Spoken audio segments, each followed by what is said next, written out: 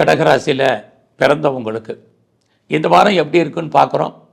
அப்படி பார்க்குற போது இந்த வாரத்தில் நீங்கள் என்ன ஆசைப்பட்டீங்களோ அது நடக்கும். யாரை நம்பி இருக்கீங்களோ அவங்க ஏதோ ஒரு ரூபத்தில் உங்களுக்கு வெற்றி கொடுவதாக உதவி பண்ணுறதுக்கான வாய்ப்புகள் இந்த வாரம் இருக்குது. இந்த வாரம் உங்களுடைய பொருளாதார நிலைகளை பார்த்தீங்கன்னா வருமானங்கள் இருக்குது, சம்பாத்தியங்கள் இருக்குது, அதற்கு தகுந்த உங்களுக்கு செலவினங்களும் நிறையா இருக்குன்னு தான் சொல்லணும். இந்த வாரம் உங்களுடைய முயற்சிகள் ஓரளவுக்கு பரவாயில்லாமல் இருக்கும், சக்ஸஸ்ஃபுல்லாக இருக்கும். நீங்கள் பண்ணக்கூடிய அத்தனை காரியங்களும் ஏதோ விதத்தில் உங்களுக்கு சாதகமாக இருக்கும்.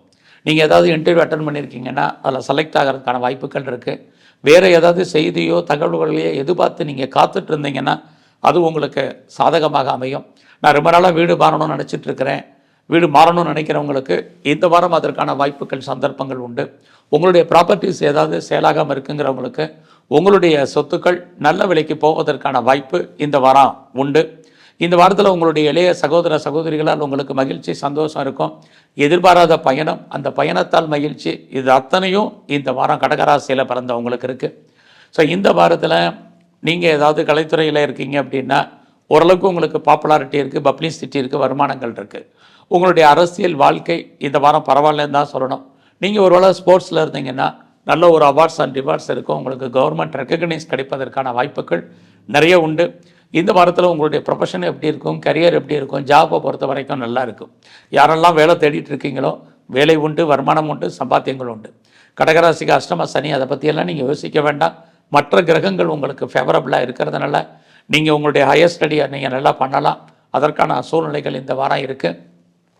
அது மட்டுமல்ல, யாரெல்லாம் கம்பெனி மாறணும், வேறு கம்பெனிக்கு பேப்பர் போடணும்னு நினைக்கிறீங்களோ தாராளமாக பேப்பர் போடுங்க. எது எப்படி இருந்தாலும் இந்த வாரம் உங்களுடைய விருப்பங்கள் ஆசைகள் பூர்த்தியாகும். இந்த வாரத்தில் நீங்கள் கவர்மெண்ட்டால் உங்களுக்கு ஏதாவது காரியம் ஆகணும்னா கண்டிப்பாக நடக்கும். ஸோ அதுக்கான சோர்ஸஸ் இந்த வாரம் உங்களுக்கு இருக்குது. இந்த வாரத்தில் நீங்கள் தேவையில்லாமல் யாருக்கும் கடன் கொடுக்காதீங்க.